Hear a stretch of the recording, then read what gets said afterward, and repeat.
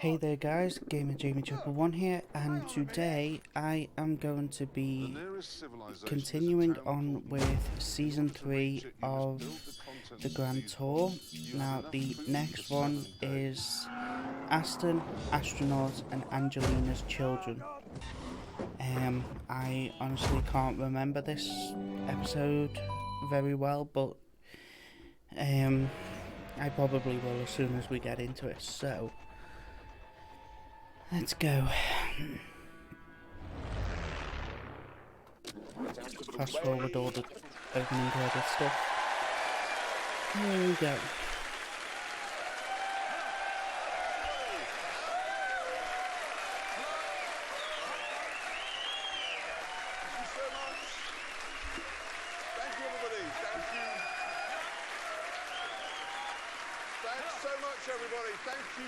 Thank you, and welcome. And in today's incredibly topical show, Neil Armstrong walks on the moon, some angry cyclists, and I throw a sandwich out of the window.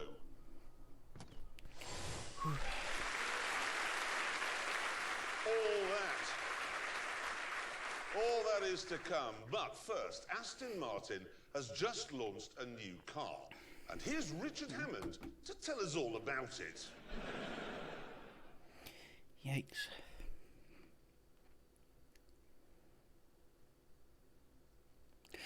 The new DBS does look really, really amazing though.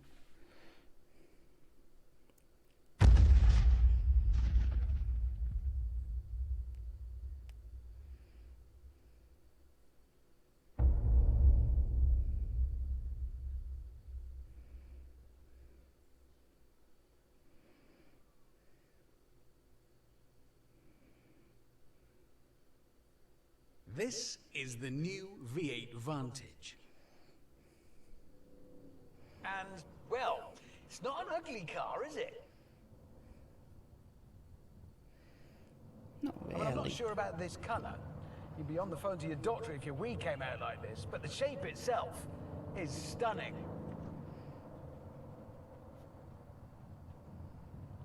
This is one of those superstar cars that leave a wake of dropped jaws and phone camera flashes.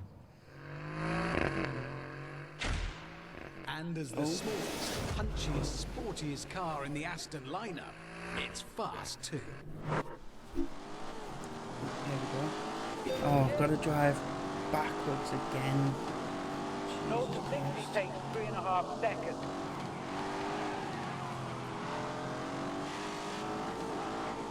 It does look amazing though. I will admit that. And it's actually the V8 Vantage. I got it mixed up with the new DBS. Because they look very, very similar. But, that's fine.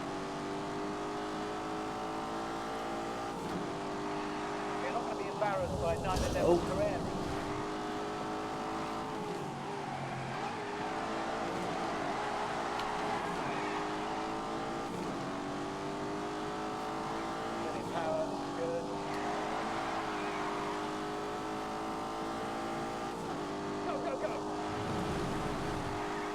Time to play.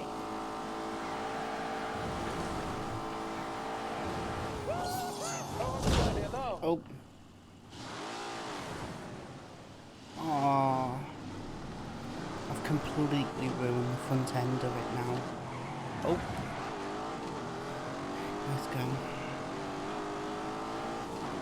Because I'm going to get to the end of this lap as quickly as possible, and then basically just wait for time to run out.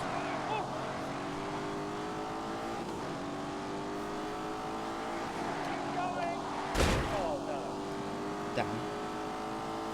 And go.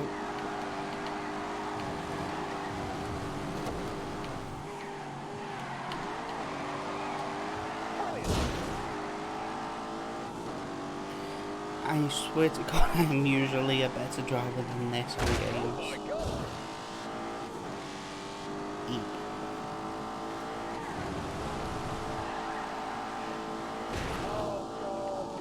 Gotta keep the pressure on. Oh, for God's sake.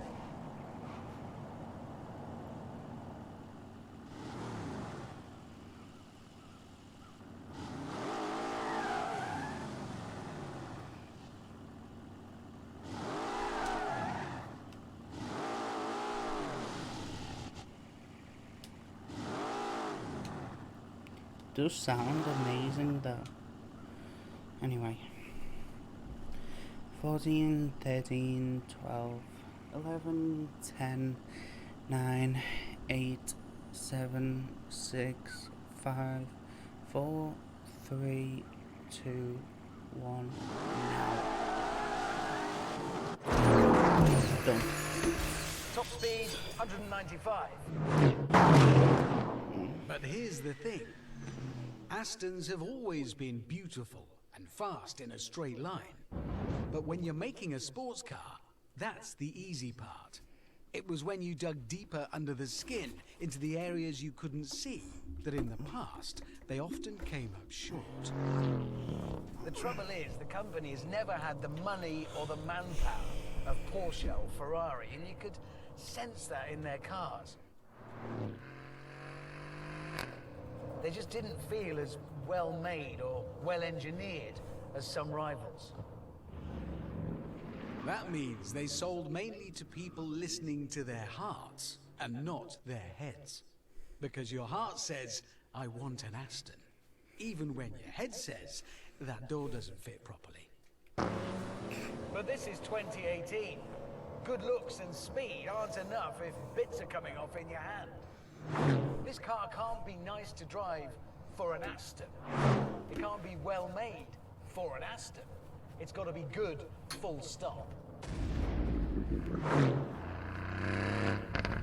Yeah, in an AMG, this engine doesn't make this noise. In a Merc, it's all power bass, whereas Aston Martin have added some British gravel to the mix.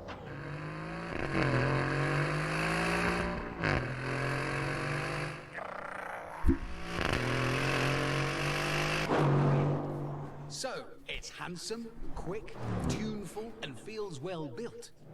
But now we come to the acid test. How the new Vantage handles corners. So, let's see what's what. Let me get drift. Yeah. Built an all-new chassis, a shorter version of the one under the DB11. And it's the first Aston Martin to be fitted with an electronic diff. A very expensive but very valuable weapon of war. Oh my God. Come on.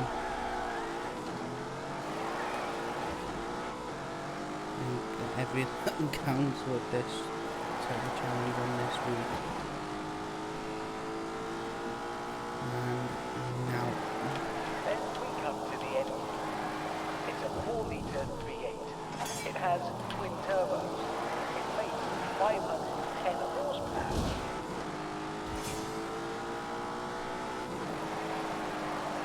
There we go. Gold. See how much I can get in it though. Go. And now. Yeah, it works. 1,021 meters. Oh! This is in control of its power. It really is.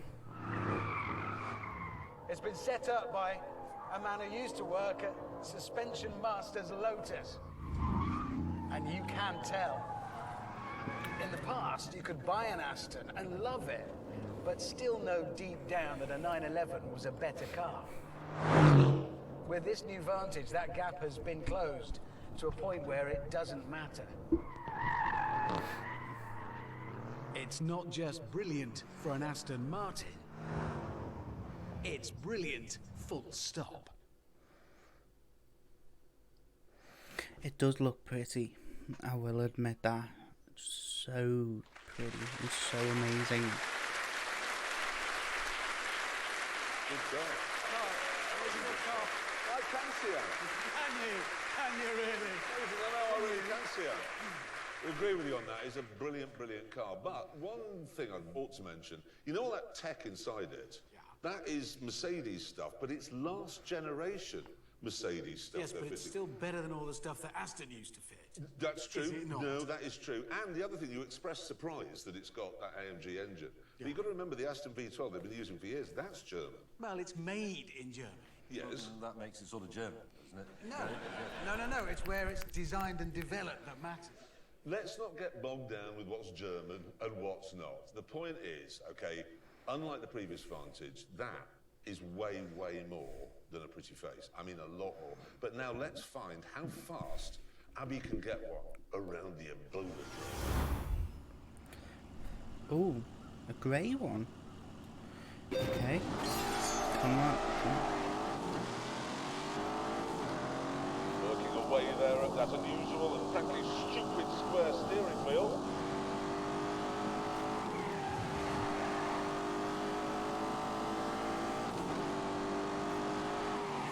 And already we're at the drop down into your name here.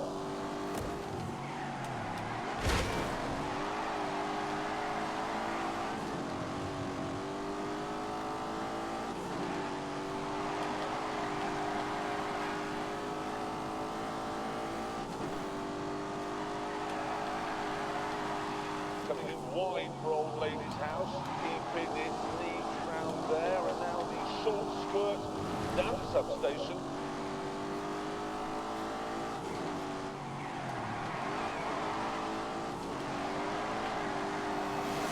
Cross the line. Yes! It does like an old-fashioned racing car, that's moving around. It's a good-looking lap, that. Right, let's find out where it ended up on our lap board, shall we? Here we go.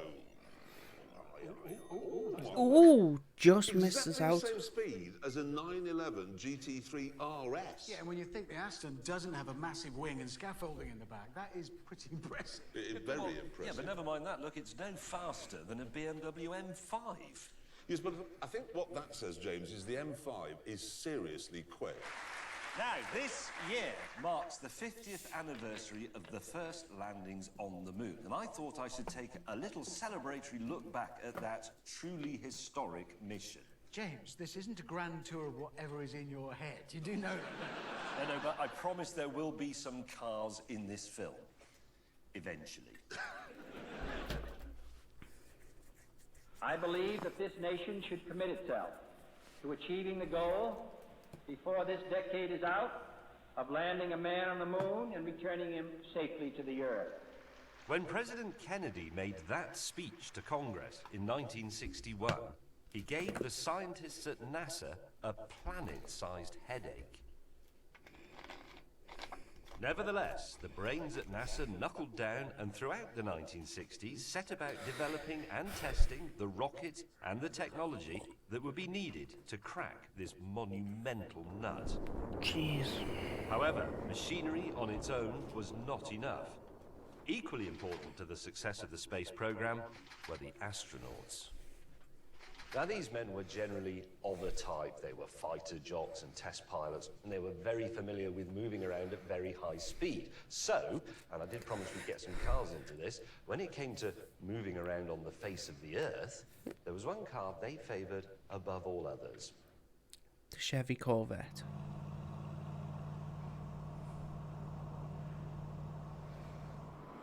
Oh.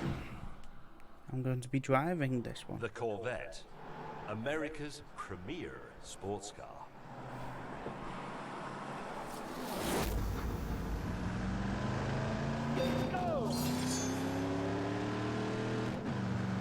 Yes, John Glenn, holder of supersonic flight records and the first American to orbit the Earth, wrote this.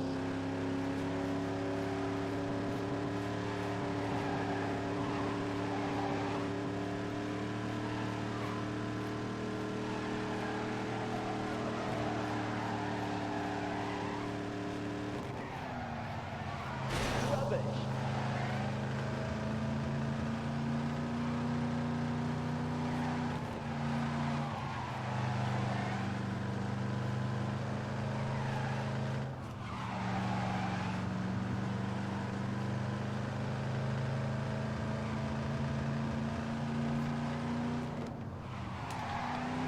Oh no!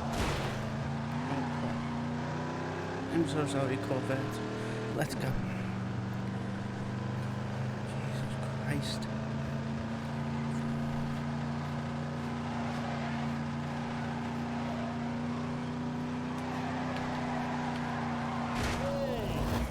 rub-in between the American astronaut and the Corvette started with Alan Shepard, the first American in space in 1961.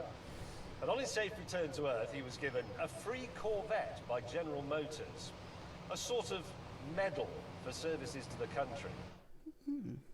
By 1969, just inside Kennedy's deadline, NASA was ready to try landing some men on the moon. The astronauts chosen were Buzz Aldrin, who drove a Corvette, Neil Armstrong, who drove a Corvette, and Mike Collins, who drove a Beetle.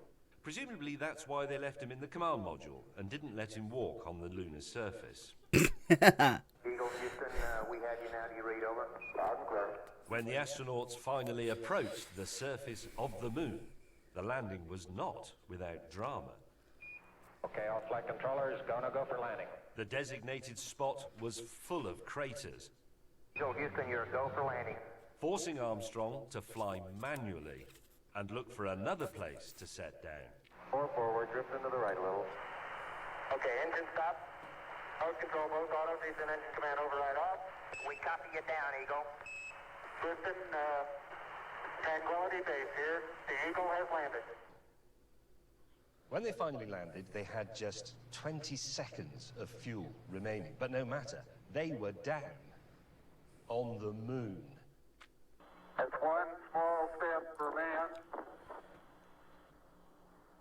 One giant leap for mankind.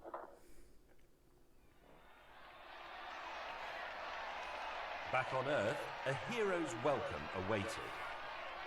And once he got home, Armstrong, like so many astronauts, would swap the seat in his spacecraft for a seat in a Corvette.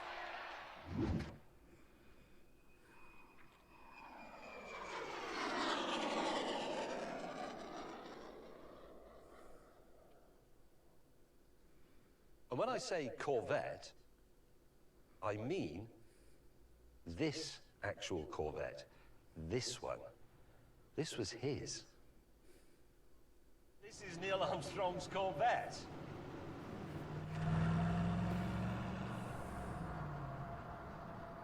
Oh. His hands were here, he looked at the instruments like that. He touched that. Neil Armstrong. The first person to set foot somewhere other than the Earth. Away! Forward.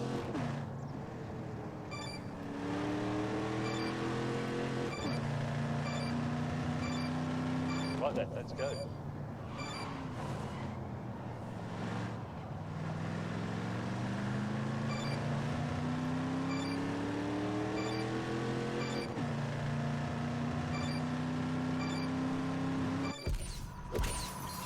The owner of this car, when he realised what it was he'd found, decided not to restore it. He would leave it exactly as it was. He would just do enough to make it run. So he hasn't done the paint, he hasn't replaced bits in here. This is all exactly as he found it. There's patina on the bonnet there. There's a scuffed bit on the door. It's real. Hello, Rev Counter. Neil Armstrong's looked at you, hasn't he?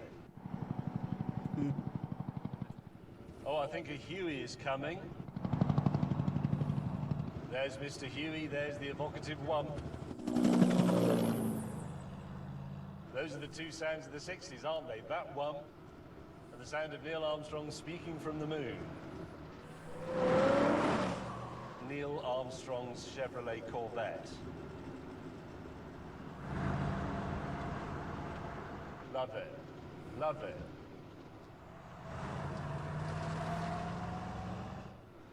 What an honor.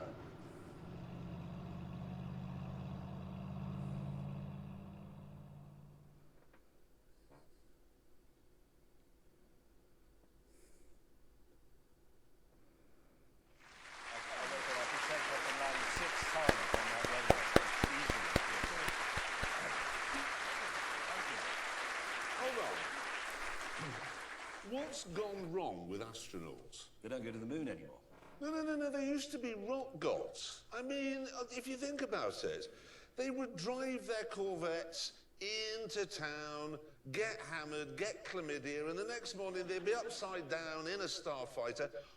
Anyway, that's enough about space now. I want to move it on because I came into the office the other day and told these two that the Citroen C3 Aircross that I'd been driving was very good, and they said it wasn't. Because it isn't. Yes, it is, and I decided to prove that it is by doing one of those very thorough tests where we cover all the things that matter in a car of this type. Oh, wait a minute. Is this going to be one of those stupid films where you do ridiculous tests to discover if a car can drive faster than itself? No. This is the car in question. It's a 5-seater, front-wheel drive hatchback. Prices start at £14,720 and it looks rather funky, with those splashes of orange paint here and there. I'd like one of them if it came in an electric to see out of because the version. windows are made from glass and all the controls fall easily to hand because they're on the dashboard or the steering wheel rather than under the carpet in the boot.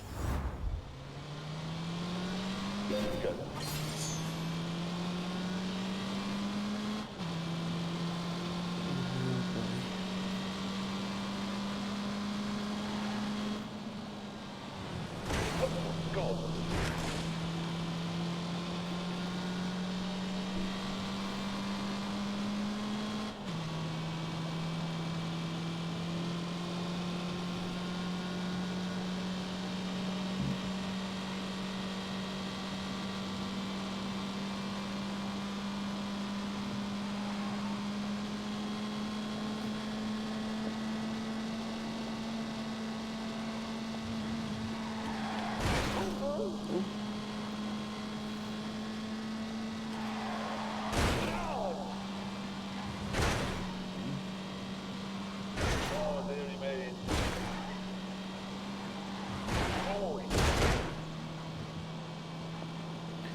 Jeremy's gonna have to bring up his insurance people. But you may be wondering what makes it so special. Well, to find out, I've decided to break the test down into segments so that all the important questions can be answered. Is it faster than itself? To find out, we've come here to the banked Millbrook Bowl in Bedfordshire. Citroen say that because the quite small 1.2-litre 3-cylinder engine in this particular version of the Aircross is turbocharged, it produces 128 horsepower. And now it's time to see what that means in terms of top speed. And here we go.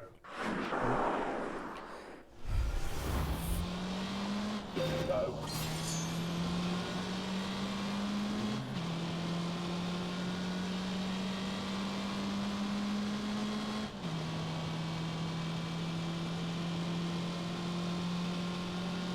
Get on with it.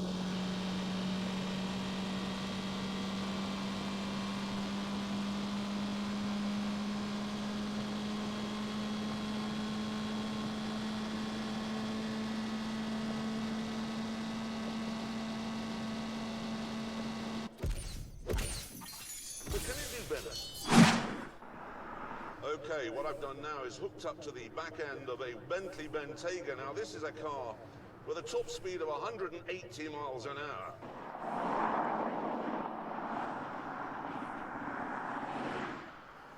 What it's doing is it's punching a hole in the air for me, and I'm driving along in a vacuum.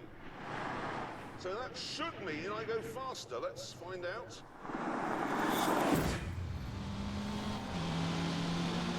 Go.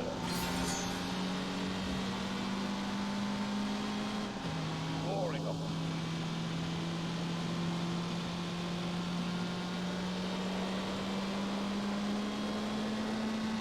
Calm down.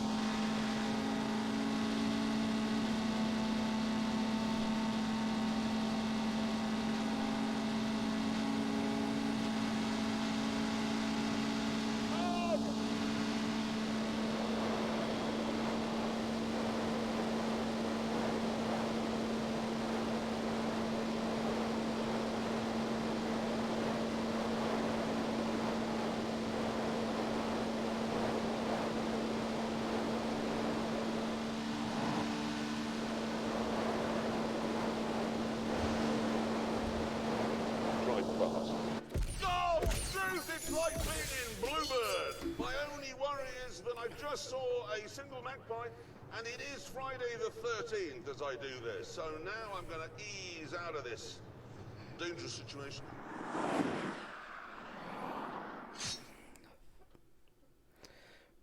Oh, God. Well, if the space is smaller than the aircross, then the answer is no. No.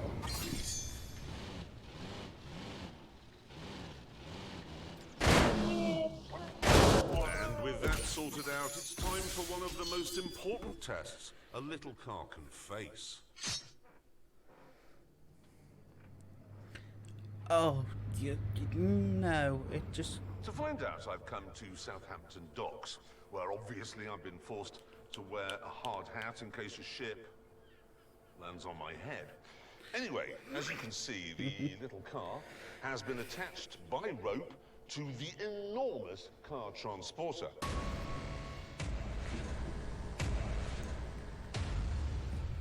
Which I've just noticed has a face. It's Booty McBoatface. The challenge I'd come up with was to see if the 1-ton C3 could pull the 13,000-ton ship a distance of 25 meters. Oh, Right, God. now I should explain that my colleagues, May and Hammond, think this is a stupid test. They say the aircross only develops 151 torques and that isn't enough to pull a medium-sized child. I, however, disagree.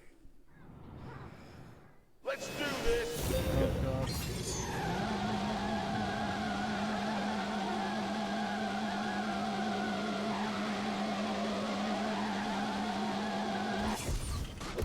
Oh, Christ, there's some elasticity in that rope. I, however, I can disagree. do that better. So, Let's come do on. this! Go.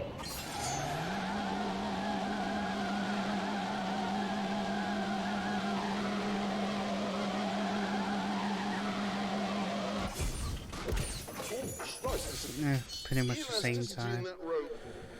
Ooh, hello. It's fine. Why is it going backwards? This is a bit of a worry. Is that ship? The ship's going back. Look. The ship is going back. What? The situation's bad. As we reattached the tow rope, I wondered what had gone wrong. Why did he put his engines in reverse as a sort of amusing joke? I mean, he is Greek, the captain. We're not German. We didn't mess your economy up. With the Oh, rope God. reattached, we began the test again. Oh, God. Here we go.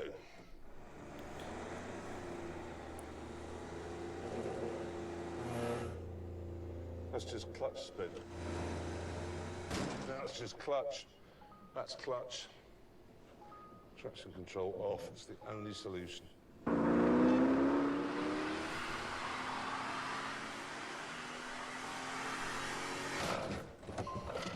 Hang on. I think that ship is moving. I think we're getting further and further with each pull.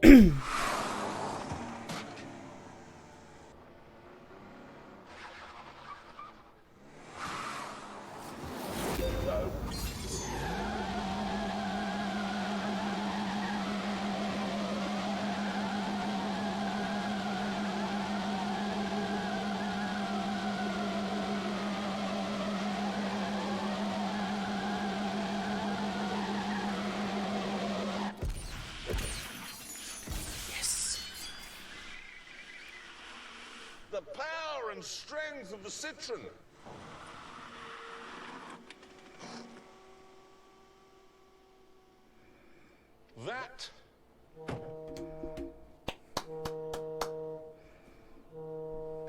That is Boaty McBoatface admitting defeat. And with that sorted out, it was time to address the C3's practicality. Would it work for the French police? Oh, jeez. To answer this, we've come to France, where an armed robbery is in progress. Oh. I don't like that car.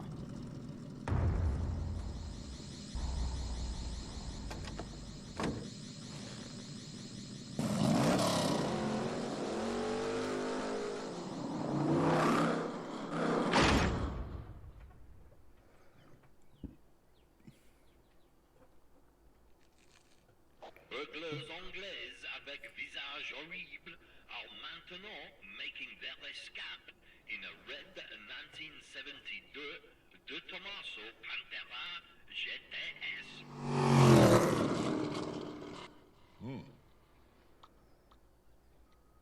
Ouais, j'ai à vous, 5 par 5. Oui, Au-dessous et sautière.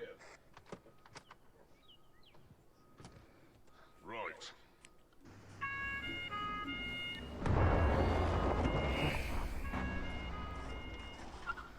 Let's do this!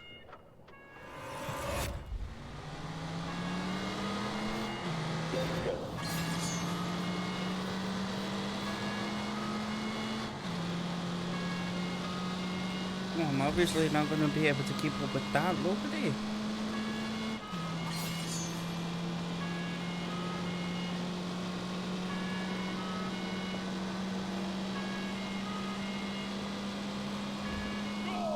Keep your foot in it, man!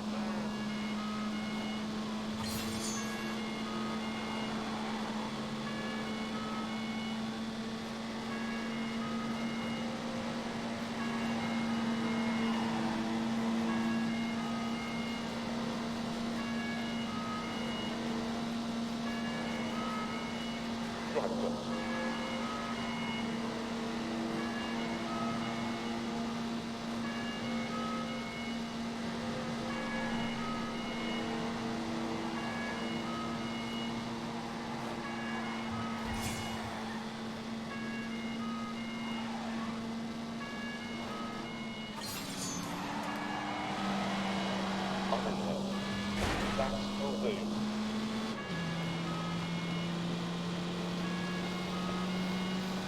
Now we go on to the really fast bit.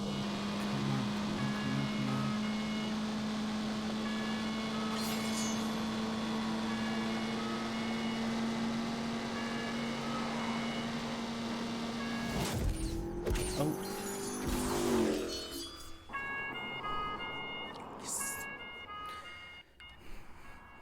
All around the world, police forces normally have pretty good cars.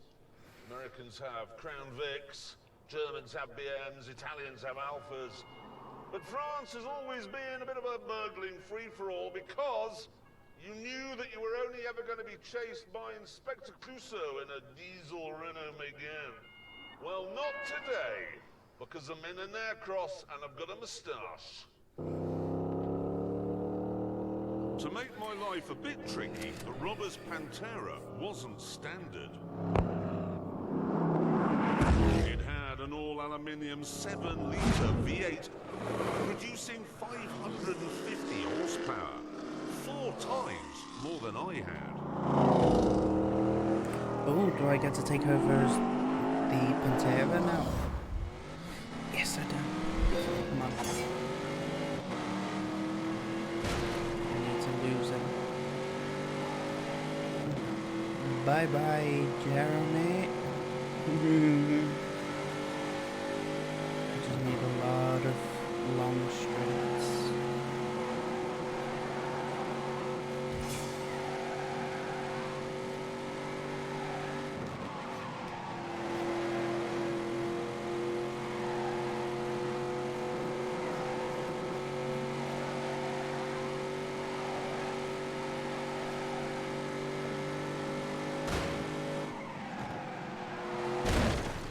Oh, bloody hell.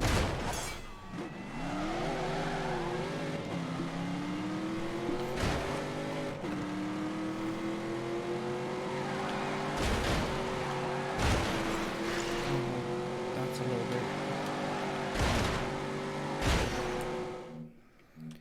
Gonna restart that one.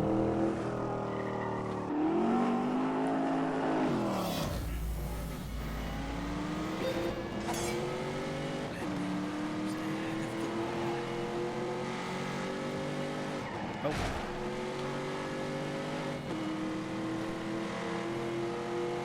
Let's go.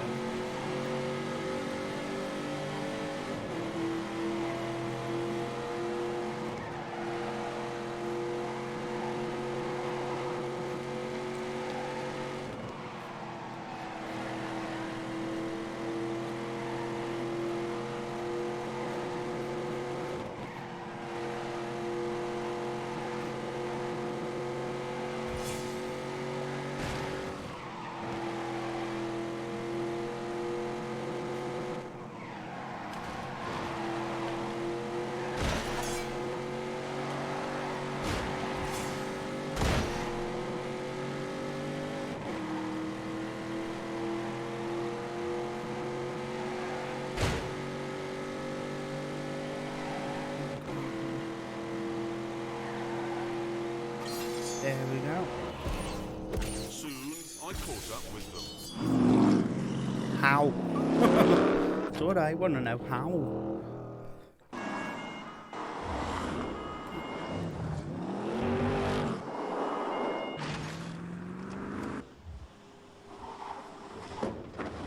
Oh, heavens! Oh, damn it! It was beginning to seem that despite my best efforts, I wouldn't be able to catch the Pantera. But then, when all seemed lost, the Citroen played its trump card and didn't break down, whereas the Pantera reverted to type and did. There you go, son. Oh, God. He's using hair dye. Anyway, it's now time for the final test, the big one. The answer to the question I'm asked 5 or 6 times a day. Italy is a difficult country to invade because it's surrounded on 3 sides by sea and on the 4th by mountains. These mountains. The Alps. But back in 218 BC, a Tunisian general called Hannibal did cross those mountains, using elephants to carry his gear. And what I want to know is, could he have used an aircross instead? I mean, obviously, the aircross wasn't invented 200 years before the baby Jesus, but if it had been, could he have used it?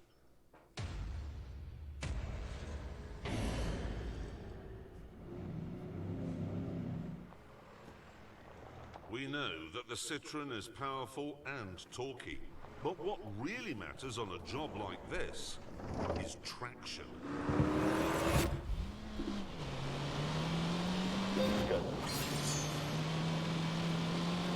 And that's where this knob down here comes in.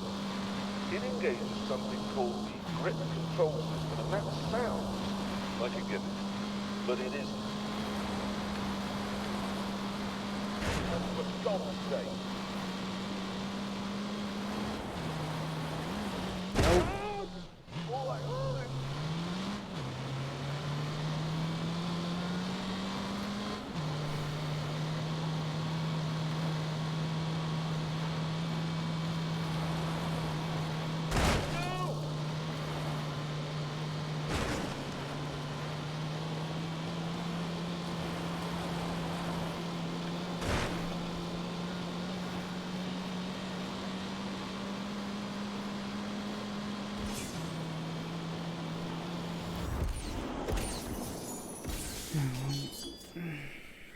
Yes, look at the little Citroen clawing away.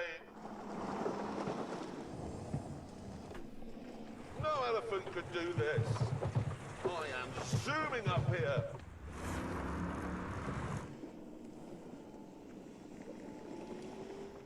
God knows what sorcery the computers are using to keep me going here, but they are.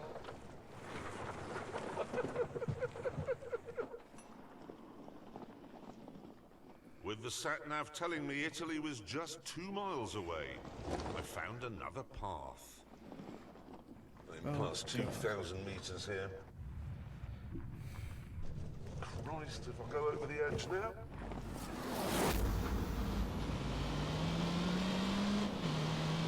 No.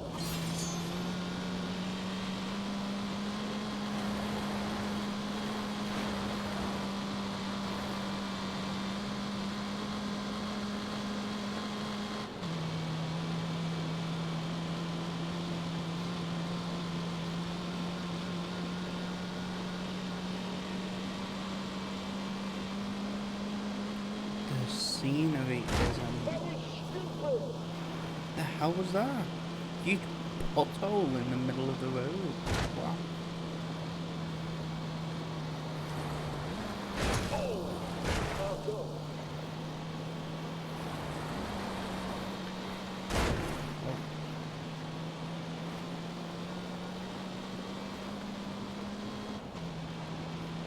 The scenery does look amazing here.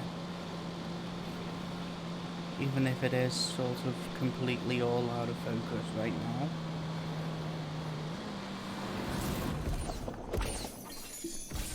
Finally, the border moved into That's view. the end.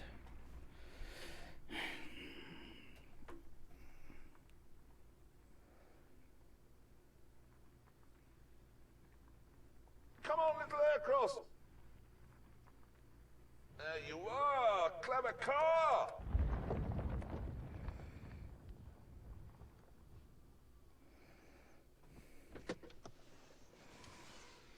So there we are, faster than itself at the test track, strong enough to pull a ship, big enough for the entire Jolly family and a horse, and better at invading Italy than an elephant.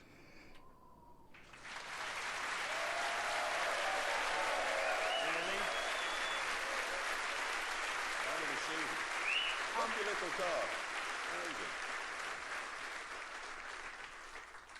good. Are you all right? In the head, I mean. What do you mean? We learned nothing.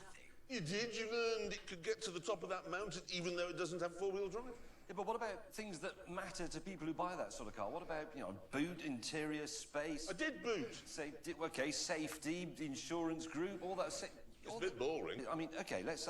isn't that Citroen basically, tell me if I'm right, the same car as the Vauxhall Crossland? It is. Yes, it is. Good point. So, for instance, would you buy one of those instead? Good. Well, you can't have the Vauxhall with the grip control system, so it's no good as an elephant. No, the elephant test isn't actually relevant. Is there not something... okay, the Vauxhall, is it... How easy is it to vacuum out the interior? There you go. I knew you were going to mention that. So what I did was I took the Vauxhall down to a man who knows a thing or two about vacuuming, none other than Sir Dyson. Can you get that bit in there?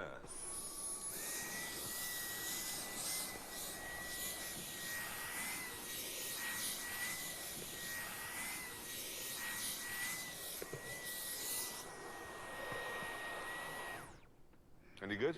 Brilliant. Is it? Very easy. Very good. Sir James Dyson doing a test, an important test for us there. Actually was James Dyson. Just a minute. What? Sir James Dyson is developing a new solid-state battery. Yes. He is working on the future of global personal transport. Yeah. And you've wasted his whole afternoon vacuuming out the interior of the Vauxhall. Yes. You have literally speeded up the end of the world. Yes. Yes, I have, and on that terrible disappointment, it's time to end. Thank you so much for watching. See you next time. Goodbye.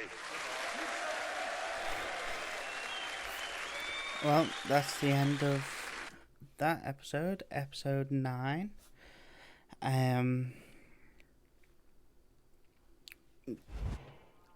That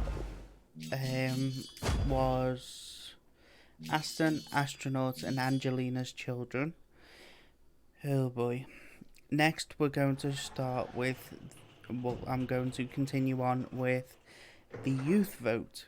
Is that Barry? Oh, crap. Something tells me that it's going to be some really sly dig at my generation. Oh boy.